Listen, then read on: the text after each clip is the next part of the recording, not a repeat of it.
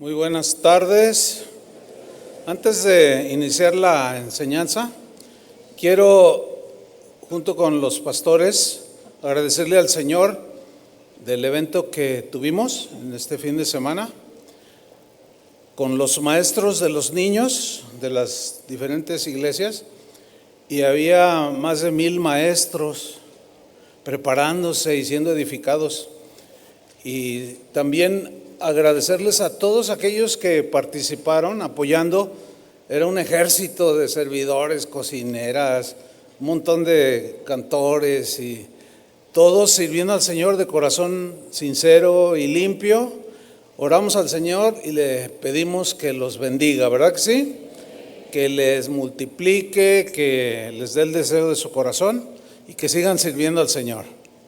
Y sobre todo, bueno, y también a las oradoras que están aquí, que se quedaron acá a la reunión, que les recomendamos que escuchen las enseñanzas, porque aunque son para maestros de niños, tiene que ver con la educación de los niños, y los que son padres les debe de interesar.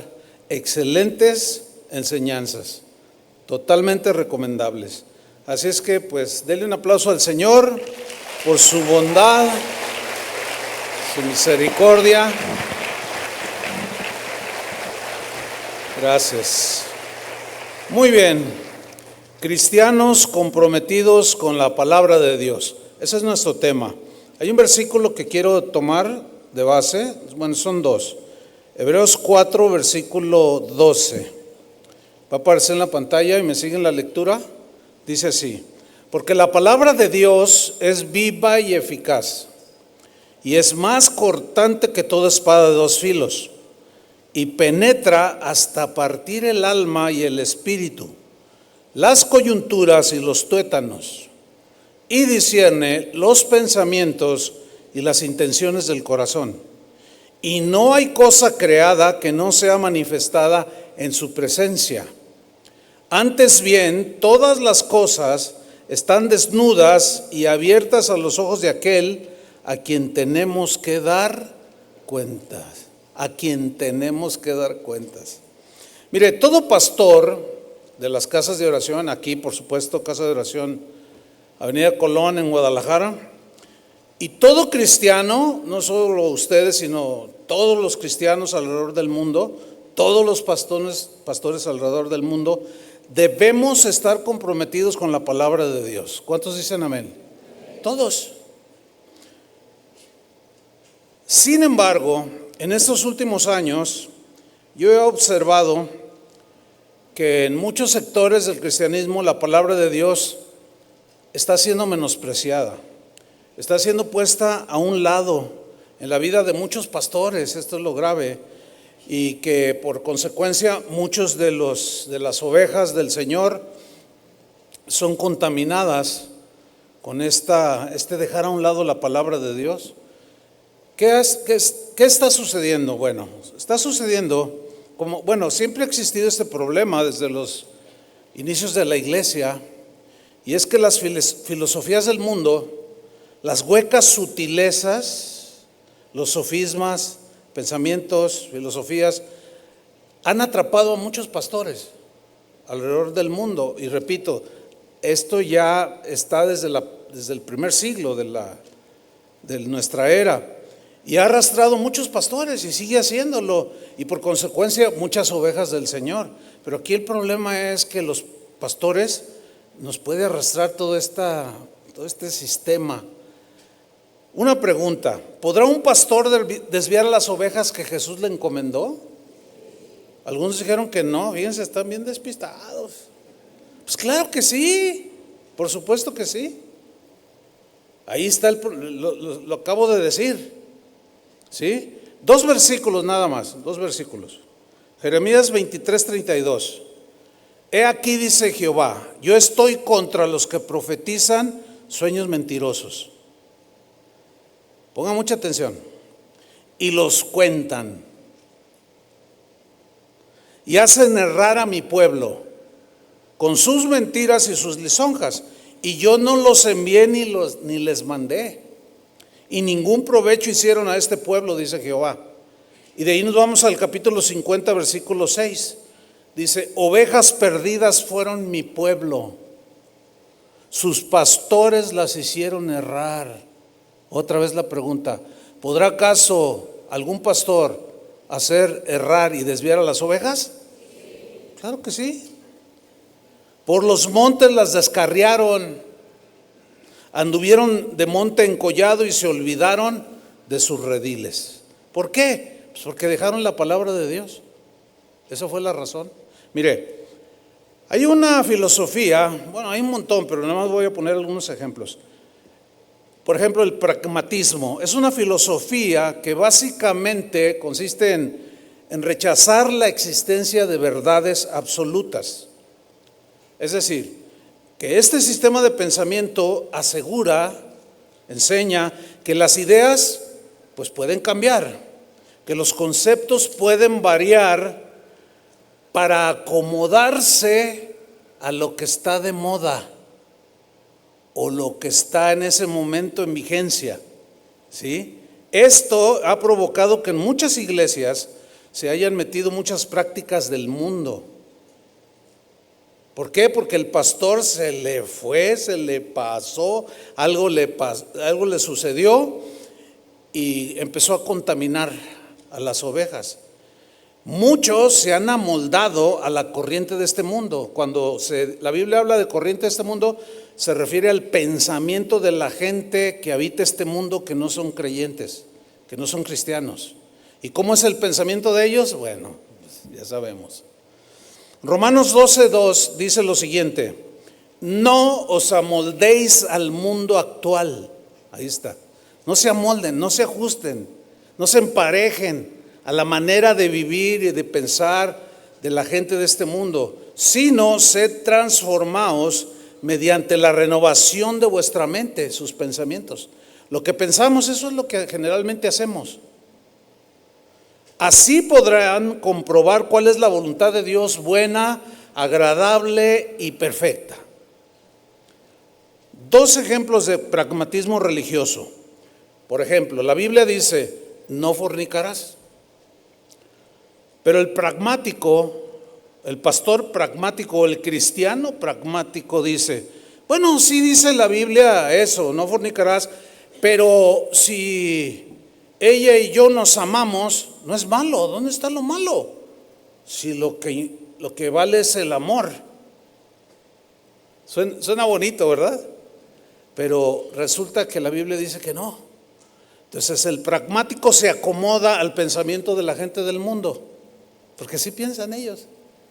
Una vez estaba yo en un país europeo predicando y al final se me acercan unos jóvenes, entre ellos el líder de los jóvenes. Y me dice, pastor, una pregunta.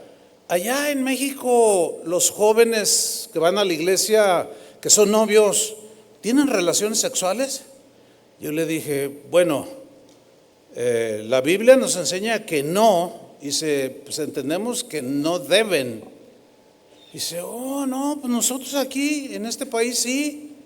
Nosotros en nuestra iglesia el pastor pues dice que está bien, porque si no, ¿cómo nos vamos a conocer? Yo le dije, no, ¿cómo ven ustedes? Les estoy preguntando.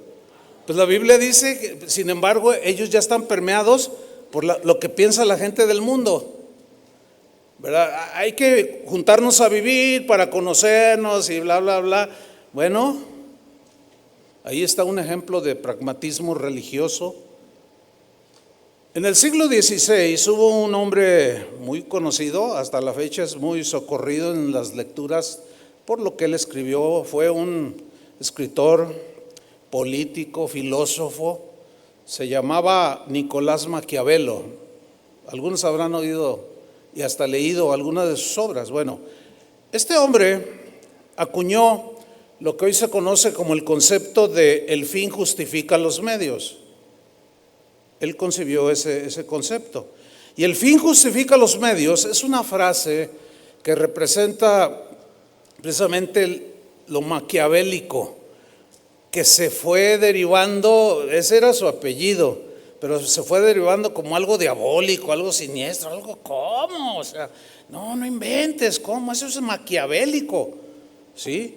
Y este concepto del fin justifica los medios consiste en que básicamente, sobre todo en su obra El Príncipe, Maquiavelo decía que los gobernantes, o sea, los líderes políticos, incluyó a los líderes religiosos, pueden estar, así dijo, pueden estar por encima de la ética, o sea, de lo correcto, y por encima de la moral para poder conseguir sus objetivos, para poder llevar a cabo y cumplir sus planes.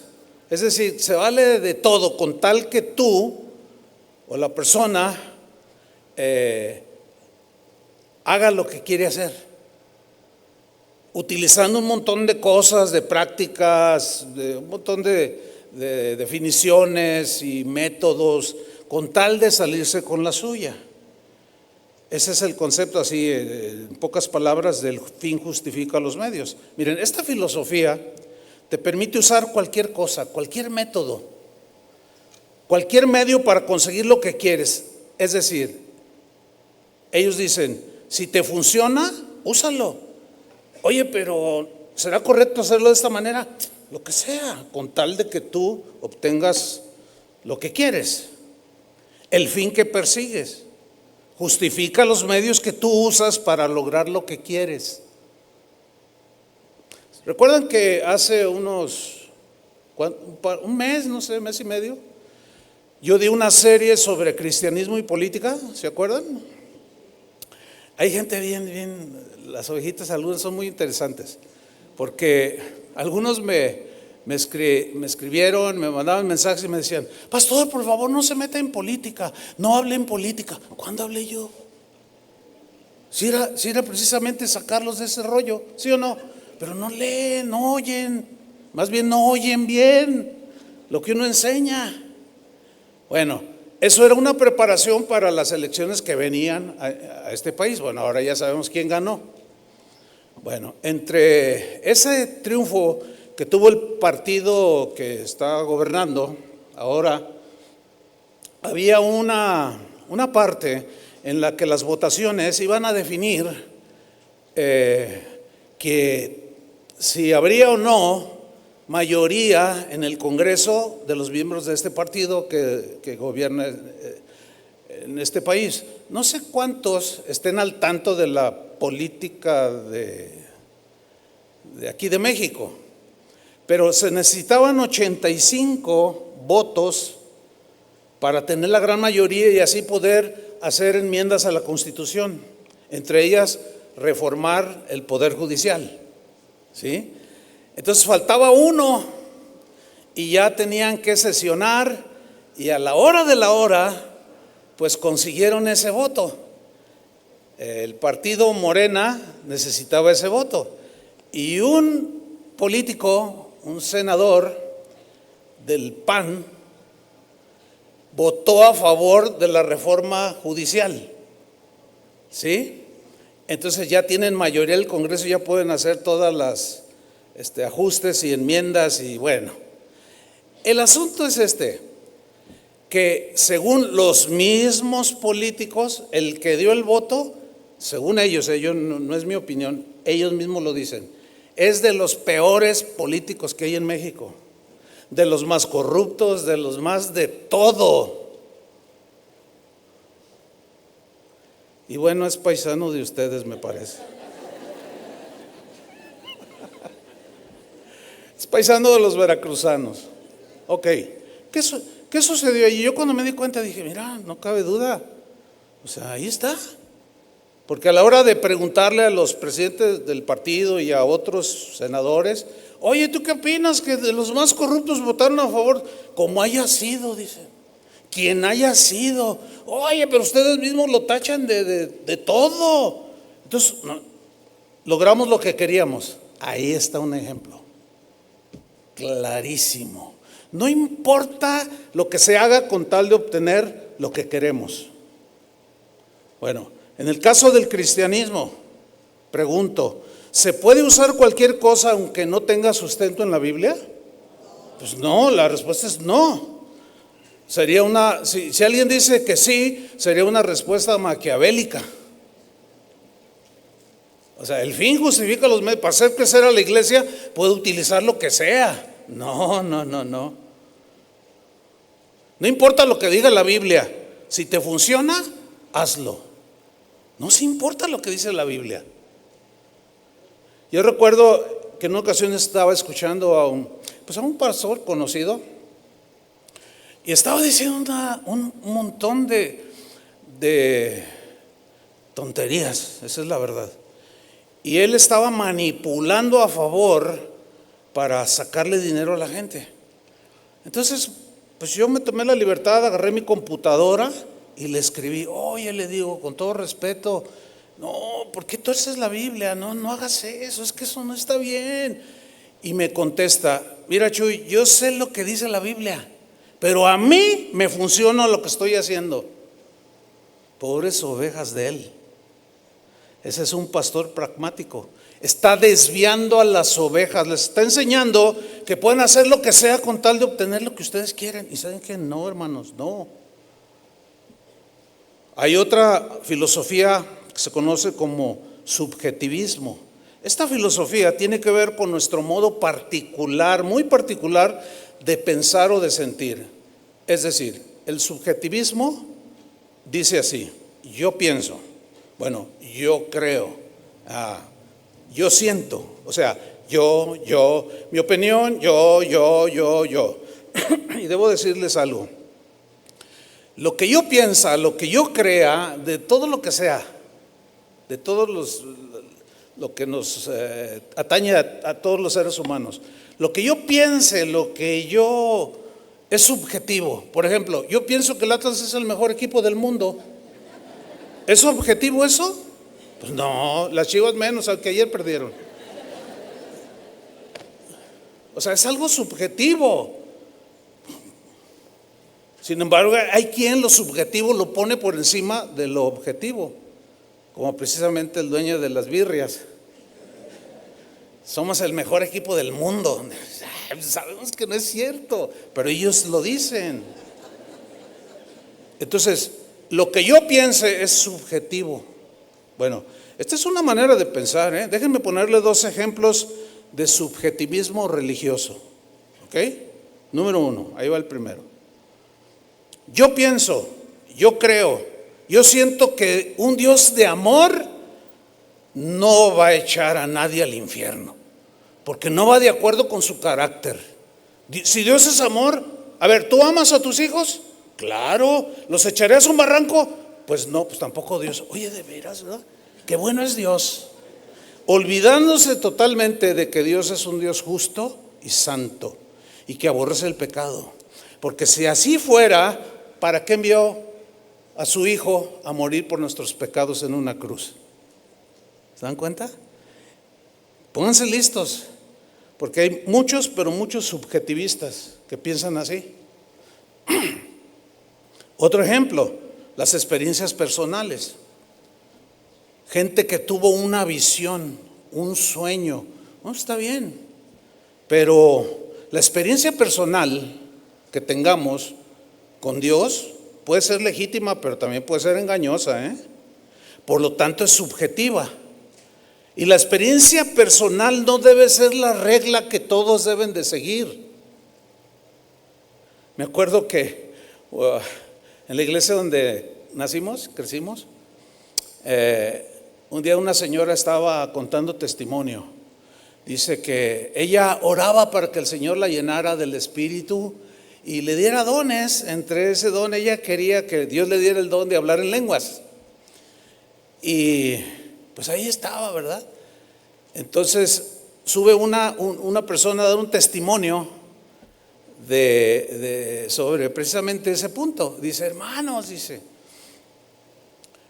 el Señor me llenó del Espíritu Santo cuando menos lo esperaba. Estuve ore y nada. Y un día en la mañana de esta semana pasada, dice, estaba yo en la cocina preparándole unos huevitos a mi esposo. Y yo estaba cantando y adorando al Señor y de repente vino sobre mí el Espíritu y hablé en otras lenguas. Y el Espíritu me llenó y estaba bien contenta. Entonces La señora dijo, ya sé, mañana lo hago. Bueno, esa señora a mí me lo contó y después lo contó en público, que al otro día en la mañana se puso a hacerle unos huevitos. No, es en serio, y nomás no llegó nada. Lo que pasa es que la que dio testimonio casi aseguraba que así debería de ser. Entonces, tú puedes tener muchas experiencias con el Señor que pueden ser legítimas, pero son subjetivas, no son la regla a seguir. Ahora, Pablo tuvo una experiencia extraordinaria. Él fue arrebatado hasta al tercer cielo, ¿se acuerdan? Sí, él contó su experiencia porque se vio obligado, pero nunca dijo que todos deberían de tener la misma experiencia. Entonces, cuando un pastor se pone a decir, o un cristiano y dice, ¿sabes qué? Yo ya tengo la fórmula para que Dios te conteste todas las oraciones. No me digas, ¿la fórmula? Bueno, a lo mejor tú oraste de cierta manera, Dios te contestó, y ahora tú crees que porque Dios te contestó, lo vas a compartir y los demás deben de hacerle como tú hiciste. Es que ayuné 7 días. Hay gente que no puede dejar de comer, no porque sea muy comilona, sino porque necesita para su cuerpo. Entonces, eso es puro subjetivismo, y de eso, hermanos, está llena la iglesia, las iglesias, el cristianismo. La regla es seguir la palabra de Dios. ¿Cuántos dicen amén? La regla es seguir la palabra de Dios. Esa sí es objetiva. Anda un video que después me di cuenta que se hizo viral, y quizás algunos ya lo hayan visto. En un país por ahí salió un pastor y dice, hermanos, yo quiero compartirles a todos los que nos ven que el próximo 17, creo que fue el 17, si me equivoco, bueno, puede ser el 18, pero dice, el próximo 17 de septiembre es el arrebatamiento. ¿Cuántos ya vieron este video? Pues algunos ya levantaron la mañana. Hubo bastantes que como que despiertan más temprano, ¿qué? Entonces él dice que Dios le dijo que el próximo 17, o sea, ¿cuándo es el 17? ¿El martes?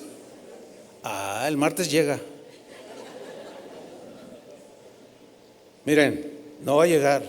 ¿Por qué? Porque la Biblia dice que nadie sabe el día ni la hora. Entonces, ese sueño, esa revelación que es subjetiva. Y luego las ovejas de él empezaron a desfilar en el video.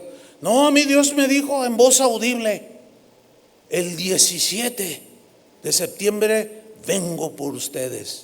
Y luego esa noche soñé y la misma voz, el 17 vengo por ustedes. Miren, hermanos, va a pasar el 17 y aquí vamos a seguir.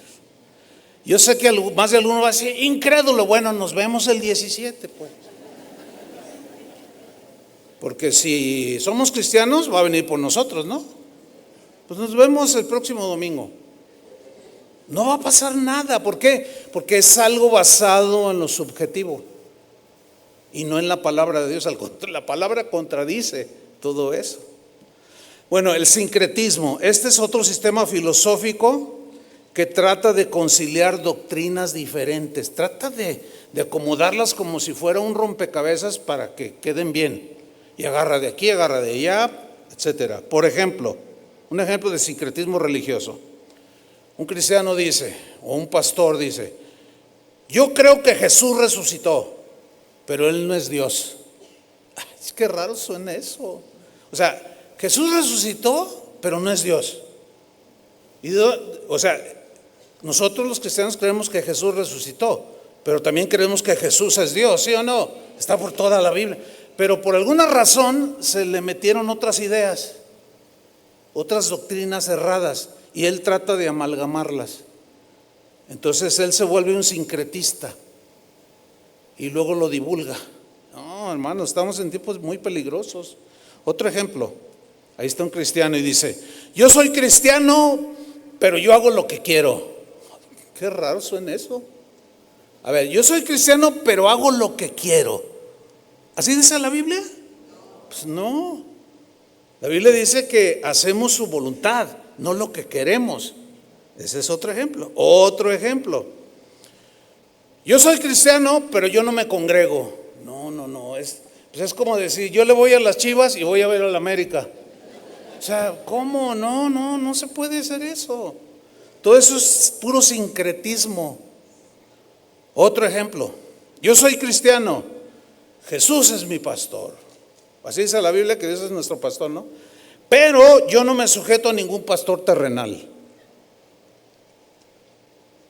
Porque hay algunos que dicen, y quizás aquí haya alguno. Pues quiero decirle que eres un sincretista.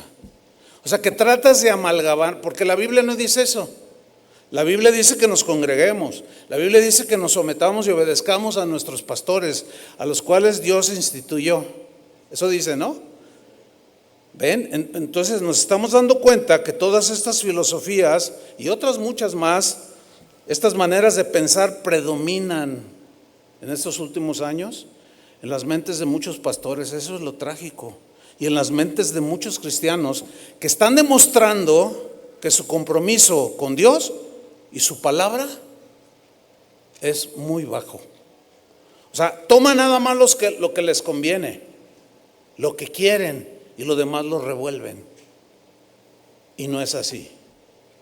La Biblia, hermanos, contiene la palabra de Dios. ¿Cuántos dicen así es?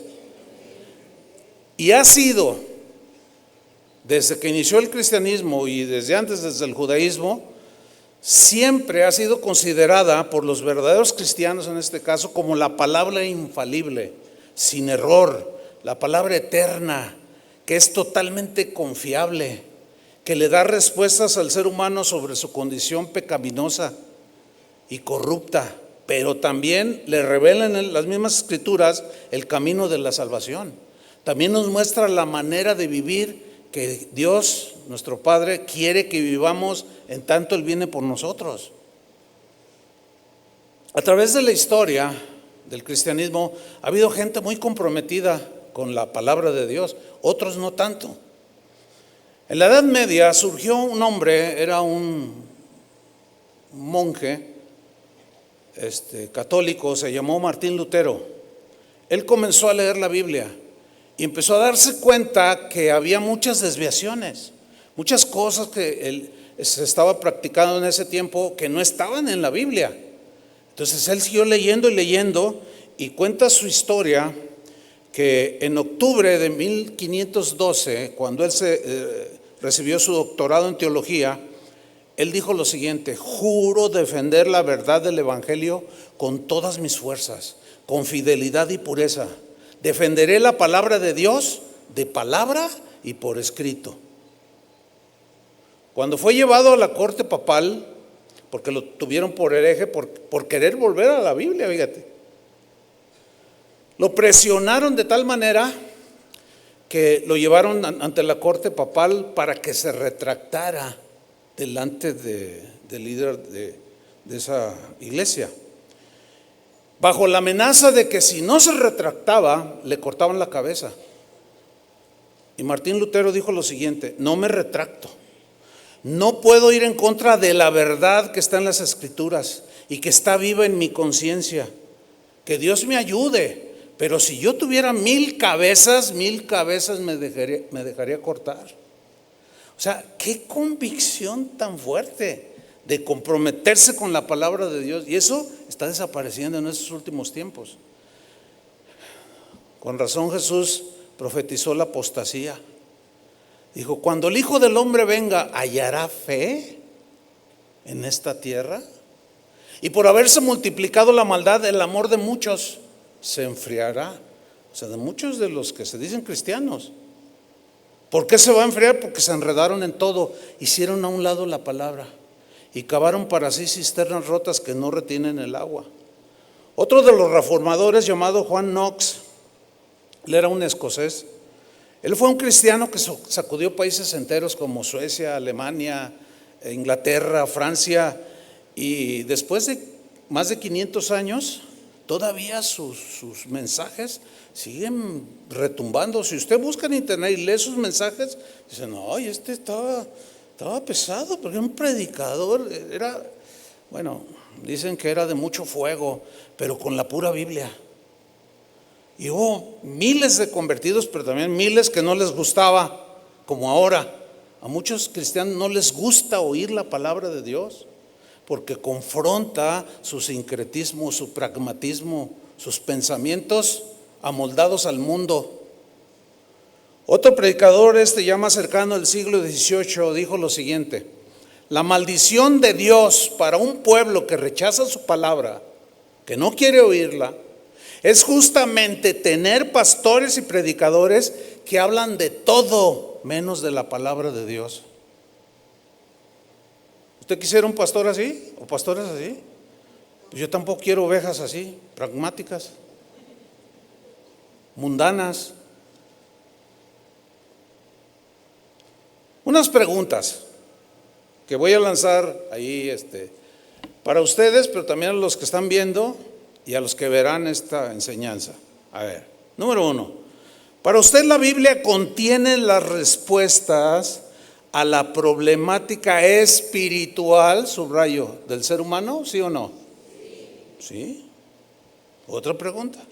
La Biblia es fuente confiable de la que los cristianos extraemos nuestra guía de fe y de conducta. Sí. Ahora, si usted respondió que sí, esto genera otras preguntas. Ok, usted dijo que sí, pastor. Algunas ovejas dijeron, o muchos dijeron también que sí, y pastores sin duda dijeron que sí, pero genera otras preguntas. Entonces, si usted cree eso, ¿por qué entonces usted mete conceptos de la psicología humana, ponga mucha atención, para solucionar los problemas espirituales de las ovejas? Aclaro, yo no estoy en contra, nunca lo he estado, de la psicología. Tiene lo suyo, pero tiene un tope. La psicología nada más llega a lo que es la psique, la mente humana, pero no tiene el poder de llegar al espíritu para hacer nacer de nuevo una persona y transformarla. Tampoco es malo ir a ver un psicólogo, a lo mejor algunos lo necesitan. Tampoco es malo, porque hay problemas de tipo psicológico y el psicólogo te los arregla y sí te puede ayudar, pero nunca sus sistemas psicológicos o sus teorías psicológicas te van a salvar de la condenación del infierno. Entonces, lo que yo estoy señalando es esto: que ni un pastor ni un cristiano debe de sustituir la palabra de Dios por la psicología. Ahora, aquí hay un montón de psicólogos en esta congregación. De hecho, hubo un tiempo, ahora está en otra casa de oración apoyando. Estaba un matrimonio, los dos psicólogos, y eran los psicólogos de aquí del estado que terapiaban a todos los policías. Y una vez que yo enseñé algo sobre esto, al final yo iba por ahí, oiga pastor, entonces ¿qué voy a hacer? Usted ya desechó, ay, no entendiste, ay, qué difícil es explicar, porque luego les explica uno y entienden otra cosa. ¿Entendieron que yo no estoy desechando? No estoy desechando, porque algo pueden ayudar, pero no es la solución espiritual. La solución espiritual es la palabra de Dios. ¿Cuántos dicen amén? Entonces, el punto aquí es ese, de no sustituir, y muchas iglesias están llenas de esto, de psicología, y hacen a un lado la palabra de Dios. Ese es el problema. Hay un tema muy socorrido durante la última década o los últimos 30 años, quizá 40 ya. No tengo muy bien el dato, pero se ha corrido, y es el tema de la autoestima. ¿Ha escuchado este tema de la autoestima? ¿Sí? Bueno, este término es un término de psicología, ¿sí? Y es un término, fíjese lo que voy a decir, es totalmente en contra de la Biblia. Porque si algo batallamos los seres humanos es el orgullo, el egoísmo. Entonces, los que siempre, tú párate en el espejo y levántate, y tú eres el mejor.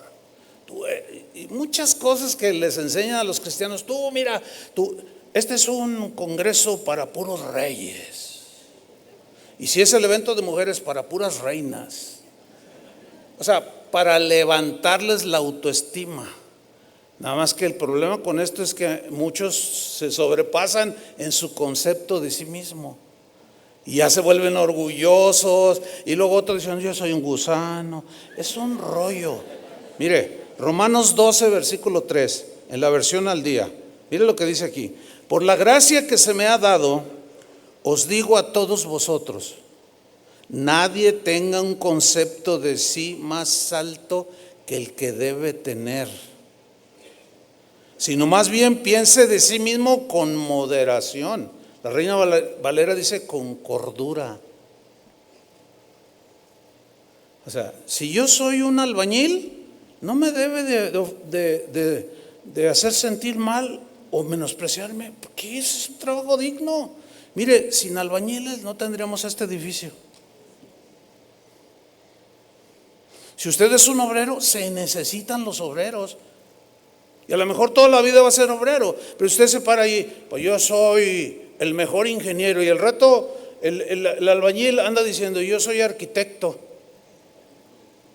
O sea, y empiezan, es una serie de afirmaciones totalmente contrarias a la Biblia. La Biblia nos enseña que un cristiano, algo que lo debe de caracterizar es la humildad, ¿sí o no? Que tengan a los demás en un concepto más alto que uno mismo. Así dice, ¿no? ¿Cómo? ¿A poco yo voy a tener y empiezan a menospreciar a los demás? Si es un abogado, ¿cómo yo voy a tener en más alta estima al que vende chicles en la calle? O sea, ¿cómo? Pues yo soy abogado, soy doctor en derecho. Y empieza todo esto, todo desajustado. Y la Biblia nos ubica. Por eso fíjense lo que yo dije. La Biblia, la palabra de Dios, es la que nos va formando, nos va cuadrando tal y como el Señor tenía en su propósito cuando nos creó. ¿Me están entendiendo? Entonces, si respondieron que sí, ¿por qué se dan cursos de superación personal en lugar de enseñar la palabra de Dios? Eso déjaselo allá a las empresas, que sí les ayuda en algo. Pero no podemos sustituir eso, y en lugar de un mensaje de ese tipo, mejor dicho, en lugar de, en este caso aquí, en lugar de predicar la palabra de Dios, les doy un curso de superación personal. No. O sea, allá en las empresas allá les ayuda. Una vez llegué al Sams a las 8, abren a las 8, y entonces entré y voy así buscando algunos artículos, y estaba un grupo así haciendo una rueda, como cuando se juntan aquí a orar los músicos, y estaban allí y yo los vi, y de repente empezaron, hoy venderemos todo, hoy venderemos todo, hoy somos triunfadores, somos triunfadores, somos triunfadores, y todo. Y yo me quedé viendo y nomás agarré 1 litro de aceite y me salí. No vendieron todo. Los motivan de esa manera, y muchas de esas maneras son bien manipuladoras. Pues no es cierto que venden todo.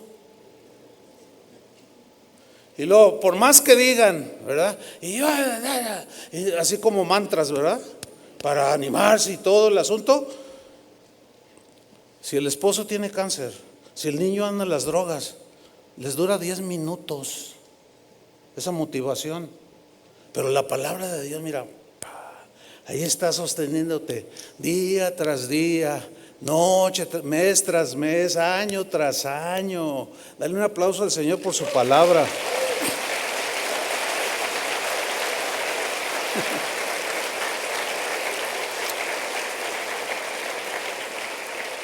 Sea visionario, sea optimista. Una vez me preguntaron, pastor, ¿cuál es su visión? Otro pastor me preguntó, yo le dije, no, ninguna, yo no tengo visión. ¿Cómo? La Biblia dice que el pueblo sin visión perece. Le digo, mira, si hacemos un estudio de esa palabra visión, nada que ver con lo que se entiende por visión.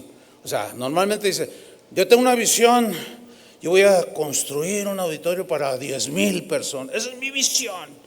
Entonces voy detrás de esa visión, porque si no el pueblo perece. No, visión ahí no puedo explicar, me llevaría tiempo. Quiere decir predicación. El pueblo sin predicación de la palabra perece. Y pónganse a estudiar si quieren saber más sobre ese punto. Entonces no tiene ninguna visión. No, yo no tengo ninguna visión. Dios es el que tiene la visión. Y su visión fue: de tal manera amó Dios al mundo que dio a su Hijo unigénito, para que todo aquel que en él cree no se pierda, mas tenga vida eterna. Y luego llamó a algunos para que predicaran su palabra. Yo nada más sigo la visión de él, yo no tengo ninguna visión. A nadie en la Biblia Dios le dijo: a ver, Moisés, ¿cuál es tu visión? Pues sacar a espadazos a Israel, ¿no? Entonces hay una mezcolanza de todo esto, ¿sí? Fíjate lo que le dijo Jesús al pastor de la iglesia en Filadelfia, una de las 7 iglesias que aparecen en Apocalipsis. Vamos al capítulo 3, versículo 8. Fíjate lo que le dijo: yo conozco tus obras, sé todo lo que haces. Por consiguiente le estaba diciendo a todos los cristianos de ahí que formaban esa comunidad: yo conozco tus obras, he aquí, he puesto delante de ti una puerta abierta, la cual nadie puede cerrar.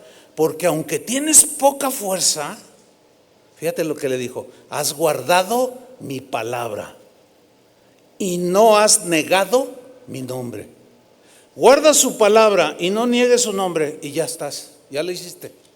Guardar su palabra.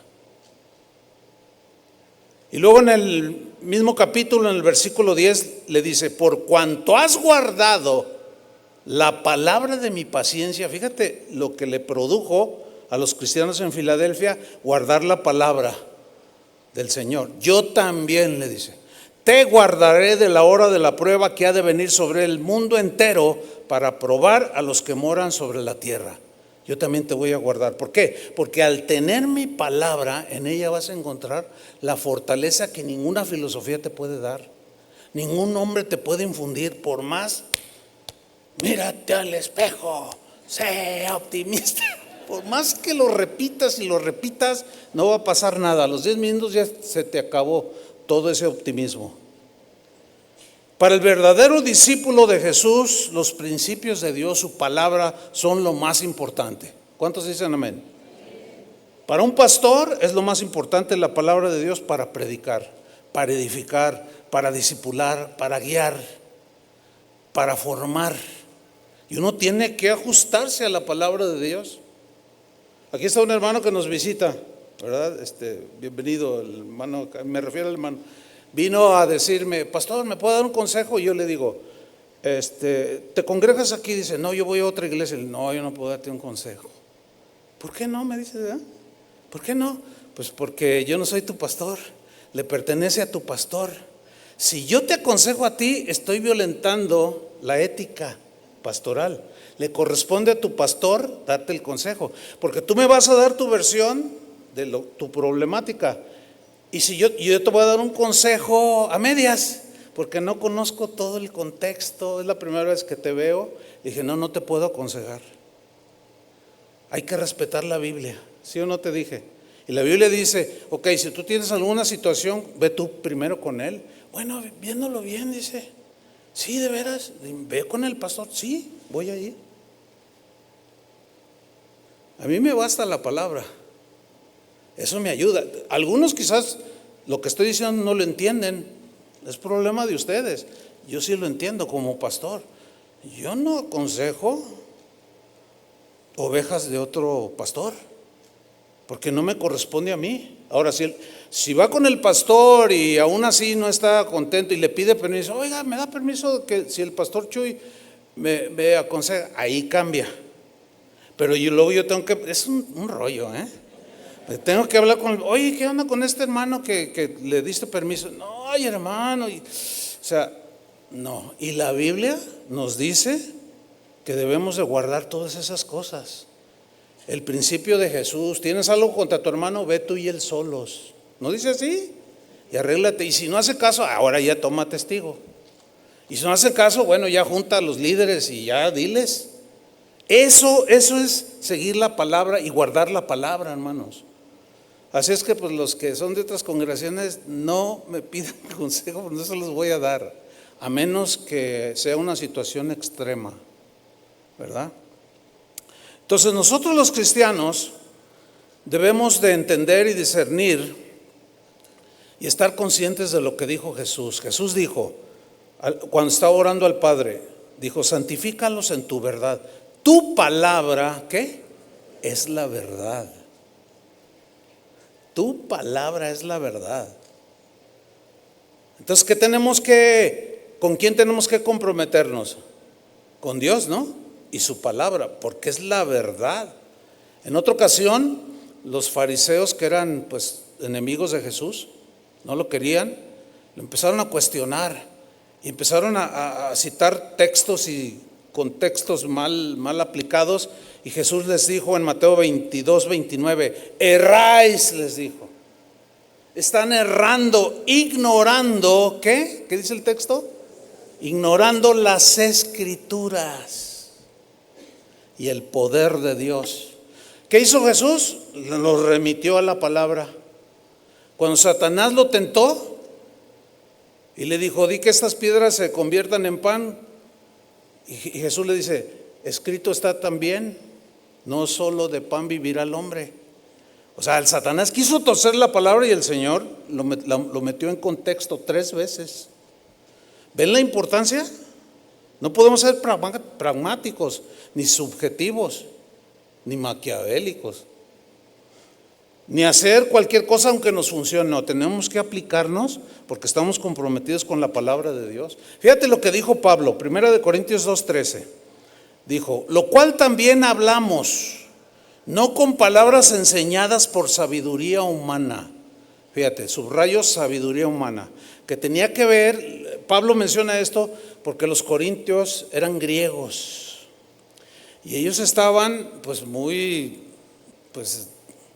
permeados, ¿verdad? Totalmente por los filósofos, que es la cuna de un montón de filósofos. Sócrates, Platón, Aristóteles, pues era un bagaje que ellos tenían allí de soporte para decir: no, de la Grecia salieron 3 de los pensadores más brillantes, y siguen siéndolo, fíjese, pero su filosofía jamás salvará a nadie. Entonces ellos se sentían muy orgullosos, etcétera, pero Pablo les dice: miren, yo fui a ustedes no con palabras enseñadas por sabiduría humana, refiriéndose a la sabiduría de los sabios del mundo. Dice: no, así no, sino con lo que enseña el Espíritu, acomodando lo espiritual a lo espiritual. La palabra es espiritual y soluciona lo espiritual. Entonces las escrituras, hermanos, deben ser suficientes para nosotros. Al menos esto es lo que yo lo declaro enfáticamente. Para nosotros aquí en esta congregación, y debe ser también en las otras casas de oración, la palabra de Dios es suficiente, nos basta. No tenemos que andar buscando otras cosas, porque sabemos, yo entiendo que no existe pensamiento humano ni filosofía, aunque sea muy brillante, que tenga el poder de penetrar tan profundo en el ser interior del ser humano, cosa que solamente la palabra de Dios puede hacer, nada más. Vamos a verlo rápidamente. Hebreos 4:12, el primer versículo que leímos al principio, dice así: porque la palabra de Dios es viva y eficaz. Mire, esa palabra porque es una palabra griega, es gar en el griego, que según la definición es una palabra que se usa para dar la razón al que ganó una discusión. Oye, pero no, porque lo que él dijo es cierto.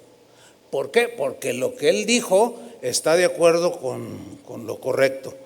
En este caso, dice el diccionario, nos habla de la supremacía que tiene la palabra de Dios sobre cualquier otro pensamiento filosófico que se generó en la mente del ser humano. La palabra de Dios está por sobre esos pensamientos. Dios dice: mis pensamientos no son los vuestros. Mis pensamientos, así como el cielo está retirado de las nubes, así mis pensamientos son más altos que vuestros pensamientos. Mis caminos son mejores que vuestros caminos. Entonces la misma palabra aquí ya está diciendo, porque es la palabra de Dios, ya está diciendo la razón por la que no hay otro pensamiento que pueda penetrar el corazón del hombre, es precisamente porque la palabra de Dios, esta es la razón, es que viva y eficaz. La palabra de Dios, ¿cómo es? Viva y eficaz. La palabra, el logos en griego, el pensamiento de Dios, el razonamiento de Dios, el discurso de Dios, la enseñanza de Dios. Esa es la palabra de Dios. ¿Cómo es? Es viva. Significa que vive, que es eterna, que nunca muere, no pierde poder, no pierde vigencia, es sin error. Pero sobre todo aquí dice que está viva porque proviene de un Dios vivo. Jesús dijo: el cielo y la tierra pasarán, pero mi palabra no pasará. ¿Por qué? Porque es eterna, porque está viva, no muere. ¿Y por qué no pasará? Precisamente porque es viva y eterna, porque procede de un Dios vivo y eterno, que fue mucho antes que cualquier ser humano. En Él se generó todo, mientras que las filosofías humanas tuvieron un inicio en la mente de alguien que sí pudo haber sido una mente brillante, pero por más brillante que sea, está contaminada por el pecado. Por consecuencia, no es perfecta. Pero la palabra de Dios es perfecta, que hace sabio al sencillo. La palabra del Señor es fiel. Pero ¿qué más es la palabra de Dios? Es viva y eficaz. La palabra eficaz viene del griego energés, de donde se deriva la palabra energía.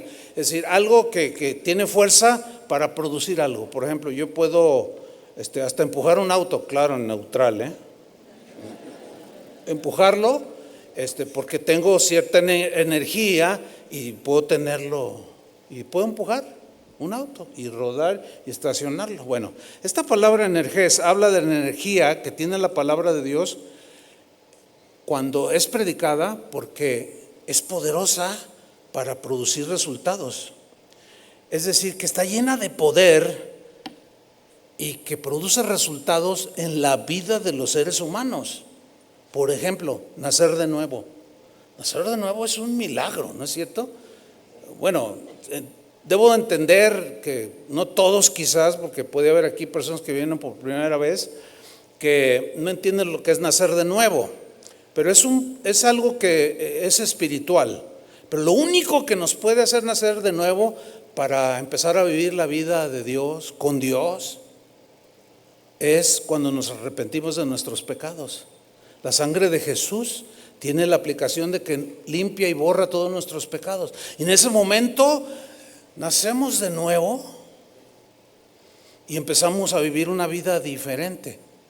Ese es un milagro extraordinario que solo la palabra de Dios puede producir. Se los voy a demostrar en la Biblia. Primera de Pedro 1:23. Dice así: siendo renacidos o vueltos a nacer, no de simiente corruptible, no de la filosofía de Aristóteles o de Platón o de Epicuro, que a mí en lo personal me gusta ese filósofo. Tiene algunos conceptos que empatan con el cristianismo. O sea, de pronto como que se les prende el foco, pero no es perfecta esa filosofía. Siendo renacidos no de simiente corruptible, o sea, concebida en nombre personas humanas, sino de simiente ¿qué? Incorruptible, por la palabra de Dios que vive y permanece para siempre. ¿Por qué? ¿Y cómo es que nacemos de nuevo? Por la palabra de Dios.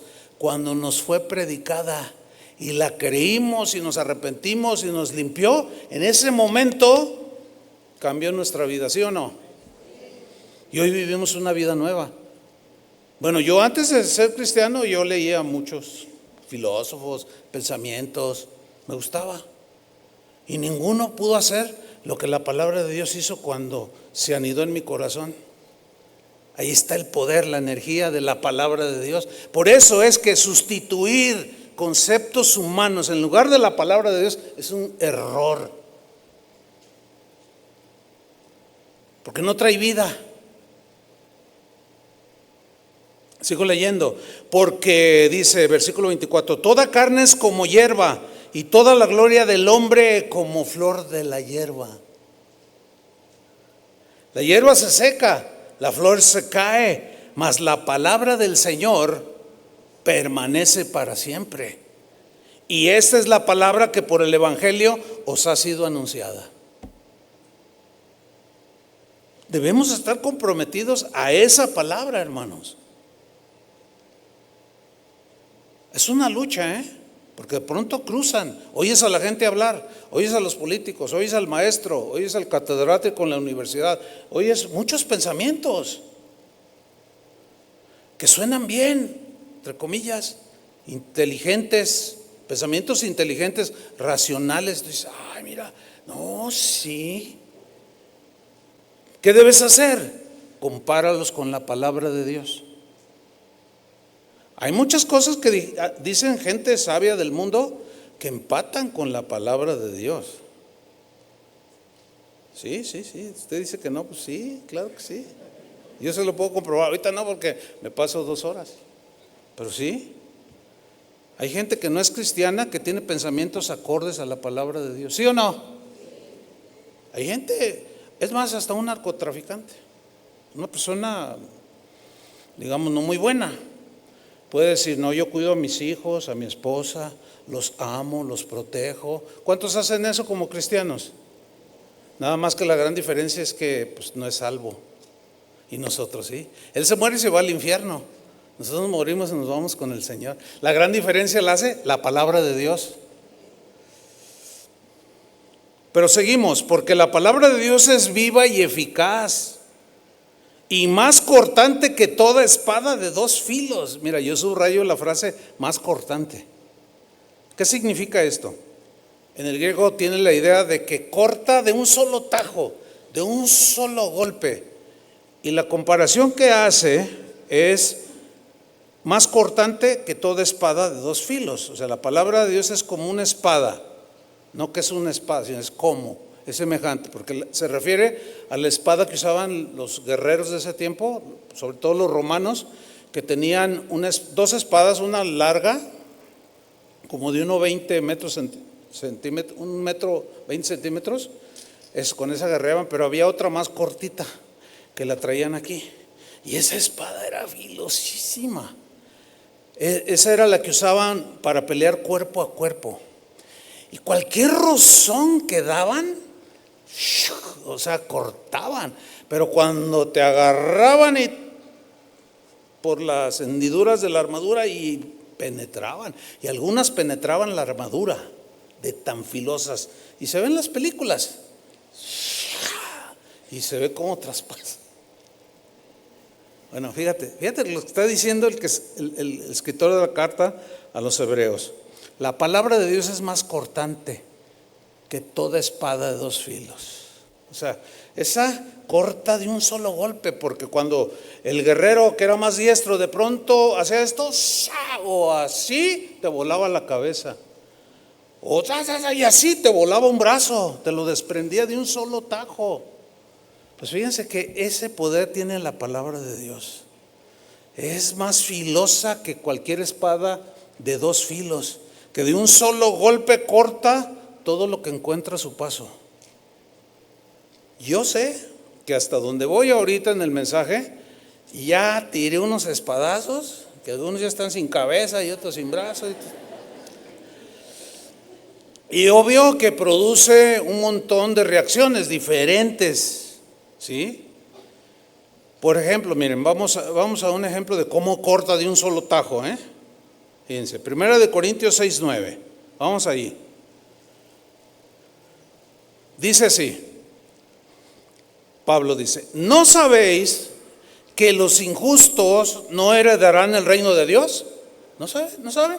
Le está preguntando a los cristianos, porque algunos parecía como que no, como que decían, no, pues tú te vas a ir al cielo y tú también. Y Pablo de un solo tajo, o sea, así sin miramientos, ¡ah!, les voló la cabeza. Dice, ¿no sabéis que los injustos no heredarán el reino de Dios? Dice, no erréis. O sea, no se equivoquen. Ni los fornicarios, ni los idólatras, ni los adúlteros, ni los afeminados, ni los que se echan con varones, se refiere a varones con varones, los del arco iris, para que me entienda, ni los ladrones, ni los avaros, ni los borrachos, ni los maldicientes, ni los estafadores heredarán el reino de Dios. Ay, hermano, pero eso está muy fuerte. ¿Qué quiere que yo le diga? Eso es lo que está escrito. No, hermano, pero pues mire, yo en lo personal, pues si alguien quiere ser lo que sea, pues cada quien, yo respeto, pero no estoy de acuerdo. Toda aquella práctica que esté en contra de la palabra de Dios, pues debemos estar en contra nosotros también, ¿sí o no? Una vez una señora, yo mencioné algo así, y al terminar vino a reclamarme bien, muy ofensiva la señora. No, ¿usted es quién? Y me dijo un montón de cosas. Oiga, señora, ¿por qué me ofende? Le dije, señora, porque cristiana, pues no sé. Ay, señora, ¿por qué me ofende así? Es que yo tengo una hija que le gustan las mujeres y usted me la está mandando al infierno. Le dije, pues yo quién soy para mandar a nadie. No, es Dios, le dije, no se equivoque. Pero Dios es bueno. Sí es bueno, pero ahí dice.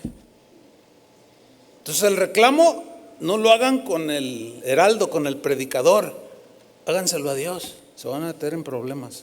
¿Verdad que es un golpazo? ¿Verdad que es un que te vuela el brazo y te vuela la cabeza? Ay, por lo que está diciendo el pastor, no me gusta. Lo siento. Ya te corté la cabeza con la palabra, porque estás en contra de la palabra de Dios. No en contra mía, pues yo no la escribí. Están muy serios. Ninguno de estos, no se equivoquen, porque hay iglesias donde dicen, no pasa nada si tú haces esto y lo otro, somos ya elegidos, somos salvos, no pasa nada. Así te dicen. ¿Cómo que no pasa nada? Entonces, ¿para qué vino Jesús? ¿A librarnos de qué? Si vamos a seguir igual y no pasa nada, nada más porque digo que ya soy cristiano o elegido. No erréis, no se equivoquen, porque ahí ya metieron pragmatismo, subjetivismo y un montón de filosofías. Se han amoldado al mundo. De ahí venimos y tenemos que limpiarnos, hermanos, tenemos que limpiarnos de todo eso y ajustar nuestros pensamientos a los pensamientos de Dios. Pues el pensamiento de Dios me parece muy obtuso y muy cerrado. Bueno, ¿ves? Ahí está, eso es subjetivo, eso es lo que tú crees, eso es lo que tú piensas. La Biblia dice otra cosa. Yo en lo personal, tú puedes decir, también es subjetivo lo que tú dices, sí, pero yo estoy diciendo que creo en esto que Dios dice, porque la palabra de Dios está sobre cualquier pensamiento humano, nos guste o no.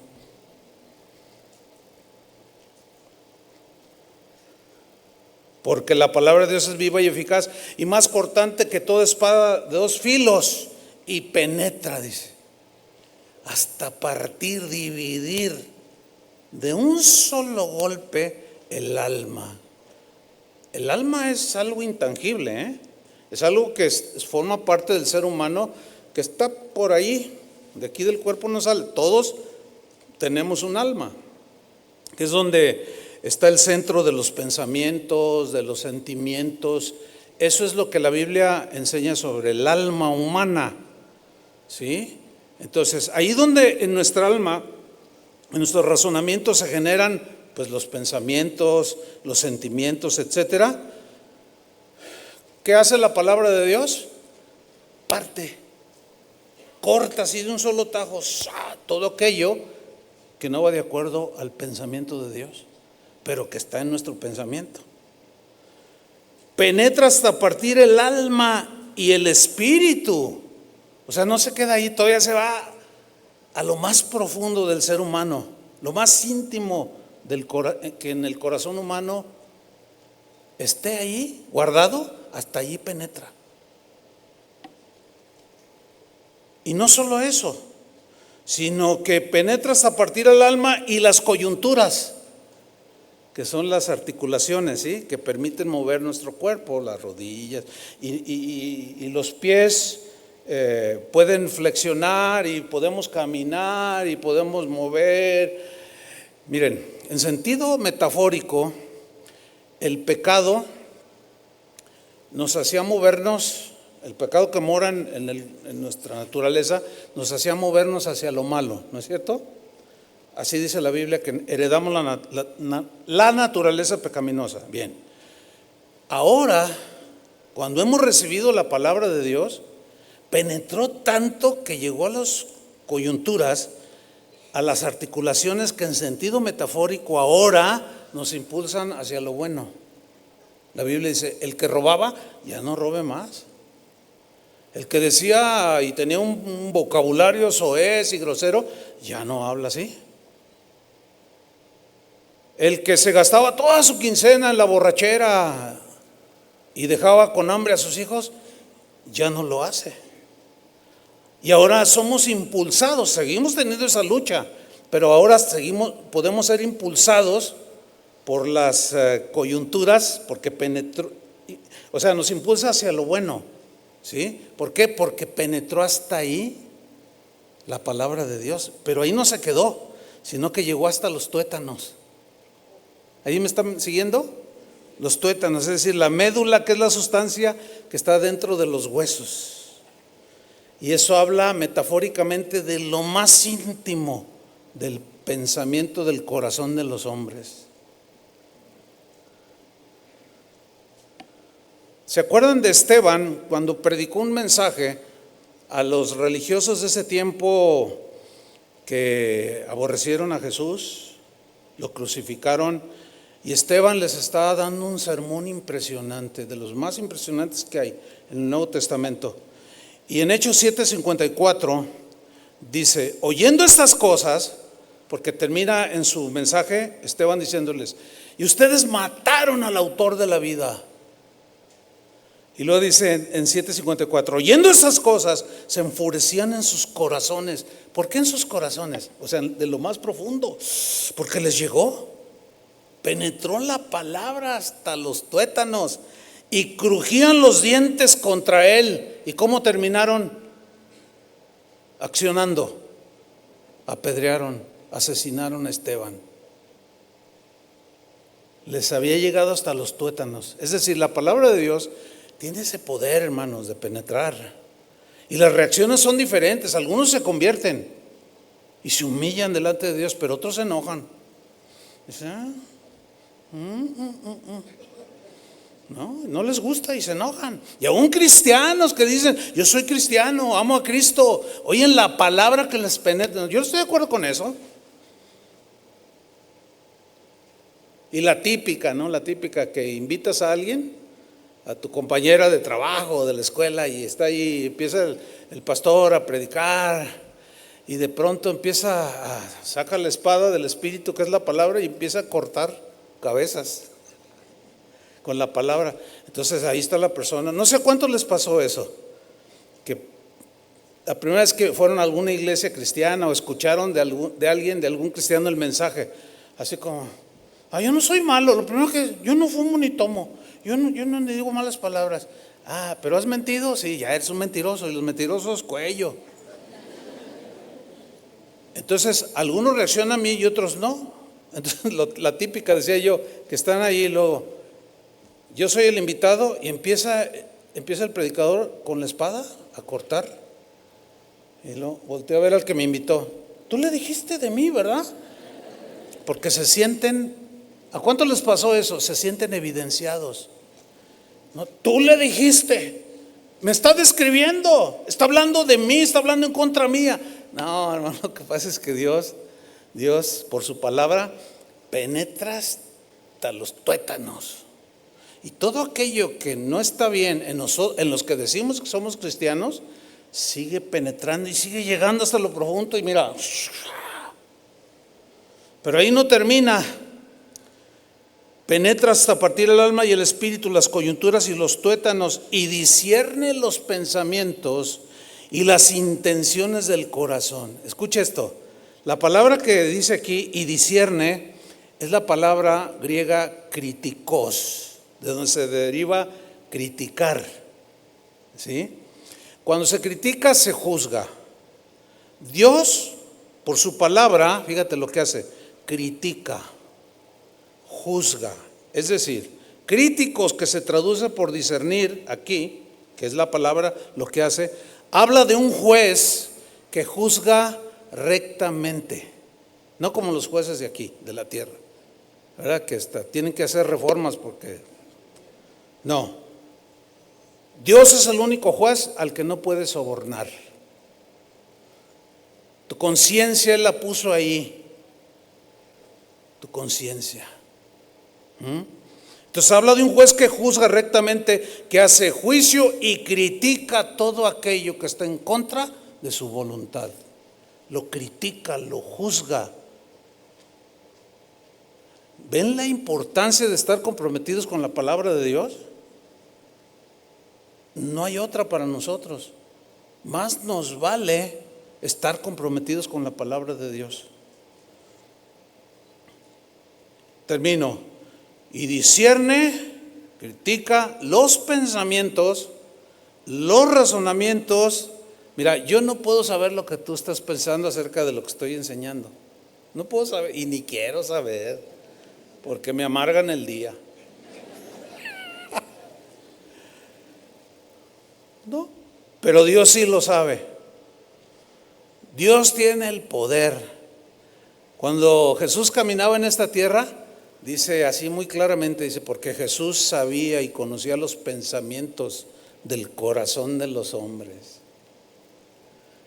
Maestro, ¿es lícito darle tributo al César? ¿Por qué me tientan hipócritas? O sea, discernió, criticó, juzgó su hipocresía. Pero ellos pusieron carita de yo no fui. Por eso es que dice, critica los pensamientos que están en contra de los de él, sus razonamientos que están en contra de los nuestros, y las intenciones del corazón. Wow. No, aquí yo ya estoy todo despedazado. Las intenciones, fíjense, las intenciones. Podemos, eso es algo con lo que luchamos continuamente. Hermano, ¿cómo está? Qué gusto me da verlo. Pero en realidad no te dio gusto. Tú por fuera lo dijiste nada más, pero ¿cuál es la intención verdadera? Dios la conoce. Yo puedo ir con la impresión, con una impresión, pero Dios conoce. Si fue correcta, está bien. Si no, Dios la sabe. Dios conoce todas las intenciones. Si yo me acerco con alguien saludándole y ser súper amable, pero mi intención es hacérmelo amigo porque pues es qué sé yo, no sé, qué se me ocurre, es abogado y yo tengo un problema legal y él me va a ayudar, pero no soy amable con el otro. Todas esas actitudes que son por ningún lado, Dios las juzga y las critica y las saca a la luz. Porque miren cómo termina el versículo 13. Y no hay cosa creada que no sea manifestada en su presencia. Ahí está. Antes bien, todas las cosas están desnudas y abiertas ante los ojos de aquel a quien tenemos que dar cuenta. ¿Para dónde nos hacemos?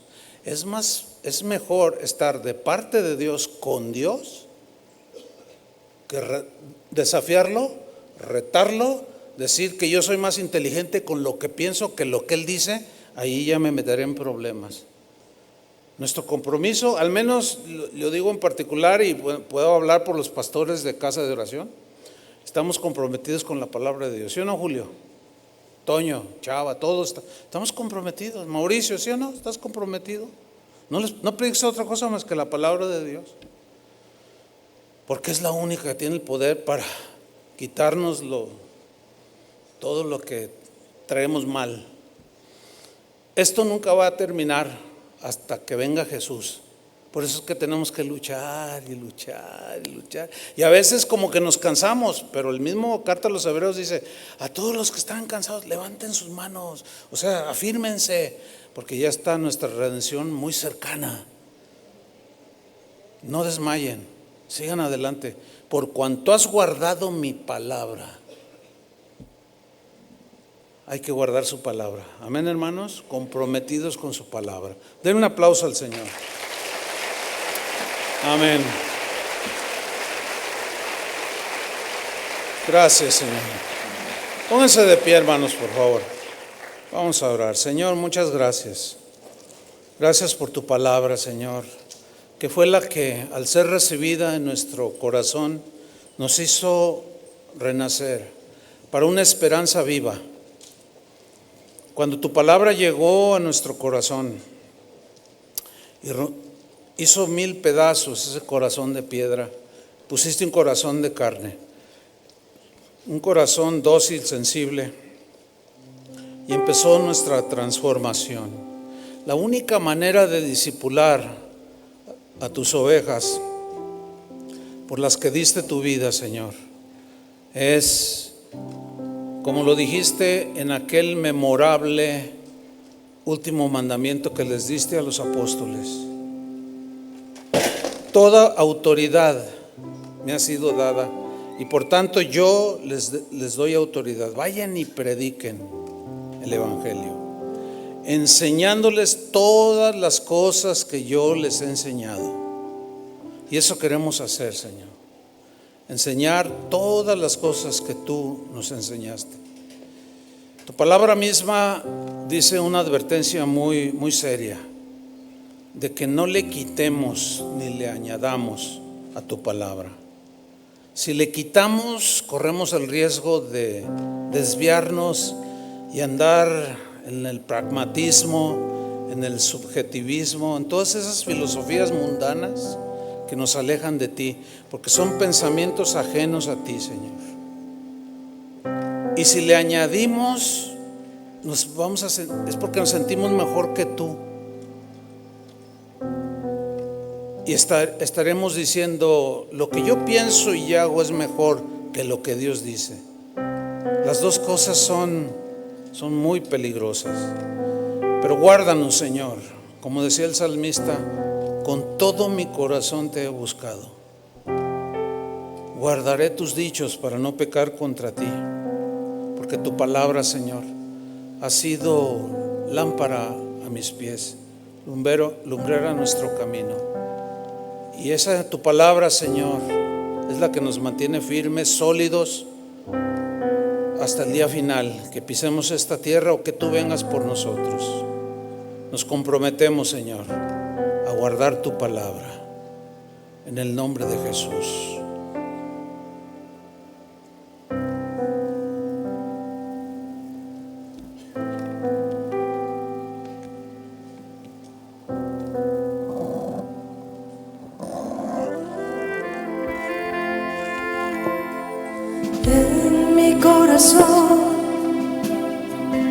He guardado tus dichos para no pecar contra ti. Deseo con toda mi alma entender tus palabras, conocerte a ti.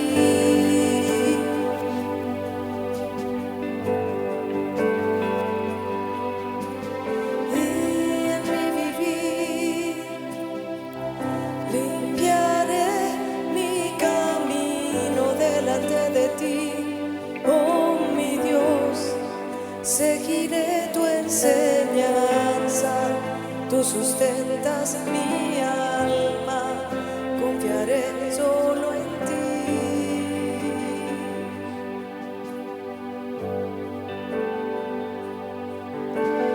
En mi corazón he guardado tus dichos para no pecar contra ti. Deseo con toda